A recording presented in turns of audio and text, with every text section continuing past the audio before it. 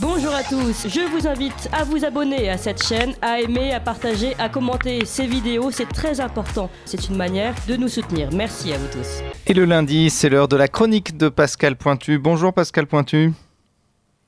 Bonjour. Alors Pascal Pointu, aujourd'hui, vous voulez nous parler de la forêt de l'or vert. Eh oui, donc nous allons aborder un sujet qui est extrêmement moderne, puisque la forêt, il n'y a rien de plus moderne. À l'heure actuelle, nous avons en France deux types de forêts. Nous avons les forêts privées, qui représentent 75% des forêts en France, et les 25% restants sont des forêts publiques, donc ce sont les communes, les établissements publics, les collectivités. Voilà. Donc nous avons sur notre territoire français, il faut savoir quand même que nous avons 31% de notre territoire qui est recouvert par la forêt. Nous avons 16,5 millions d'hectares de forêt en France et la forêt augmente de 0,7% par an. Et pourquoi la forêt, c'est l'or vert et c'est exactement aussi un signe de modernité? Parce que la forêt représente la règle des 3 S. Donc la célèbre règle des 3 S, c'est la séquestration du carbone, du CO2, grâce à la photosynthèse stockée dans les feuilles, les troncs, les branches, les racines et dans le sol.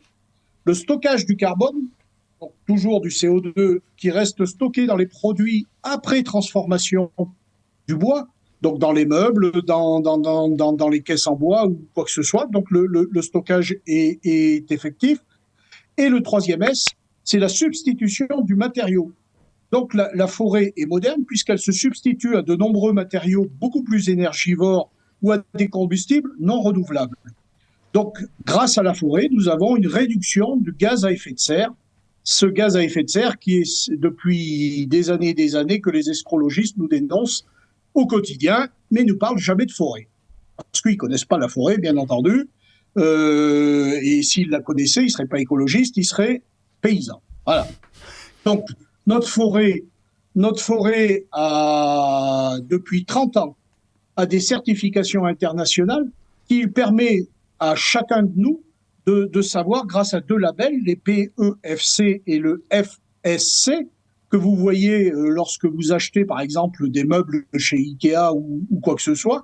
Donc, c'est la garantie que c'est une gestion durable de la forêt, c'est-à-dire que pour chaque arbre coupé, il y a une replantation et que l'entretien de ces forêts est fait dans le bon sens, dans le sens qu'il faut, et non pas dans un sens purement économique où on fait des coupes rases et on se soucie peu de l'avenir ensuite des territoires.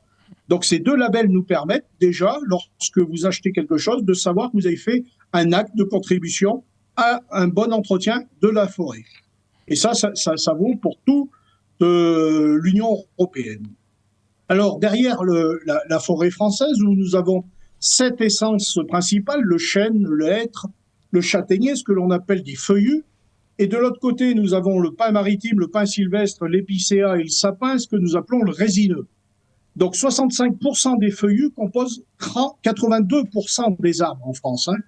Donc nous avons une surreprésentation du feuillu, ce qui veut dire que notre forêt est noble, puisque le feuillu est une caractéristique d'une essence principale qui permet quand même d'avoir une valeur marchande du bois extrêmement intéressante.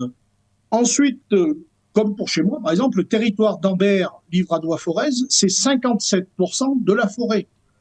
Donc nous sommes majoritairement recouverts par la forêt et il nous faut adapter une gestion durable, bien entendu, afin d'éviter l'appauvrissement des sols, puisque si nous ne renouvelons pas la forêt, c'est pour ça que la forêt elle se régénère de par elle-même grâce à un cycle normal, c'est-à-dire que l'arbre sème des graines naturellement et puis les oiseaux les font repousser. Mais s'il n'y avait pas l'intervention de l'homme pour la gestion de la forêt, nous aurions une forêt anachronique et nous aurions une forêt qui appauvrirait les sols et nous nous retrouverions avec des gros problèmes d'essence majoritaire qui ne correspondent pas à l'utilisation que nous en avons.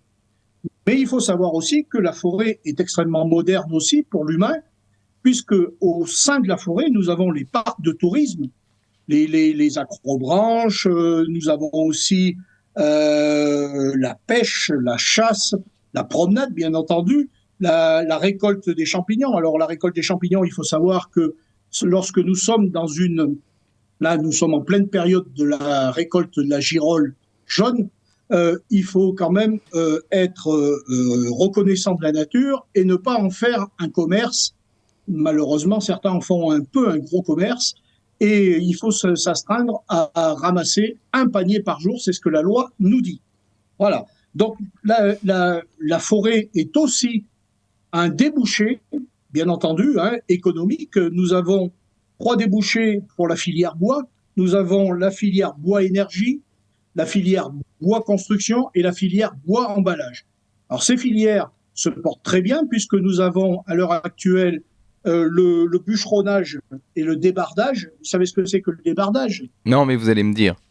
Ah, c'est parisien. Alors, le débardage, Moi, je sais, moi. c'est quel... Ah, voilà, oui, mais ça, voilà. Mais je vais quand même vous laisser le dire. Voilà.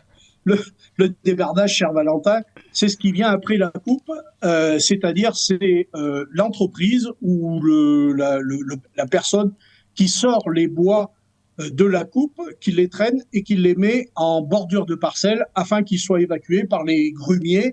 Ensuite, donc les camions de bois qui vont à la scierie ou qui vont où ils doivent aller.